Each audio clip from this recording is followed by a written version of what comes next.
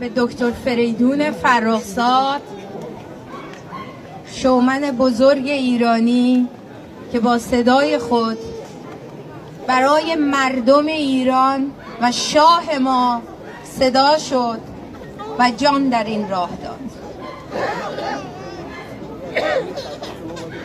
فریدون، ای که در این شهر غریب خانه ای داشتی، چه دردی بود که به خنجر دوست نمایی از پای در آمدی.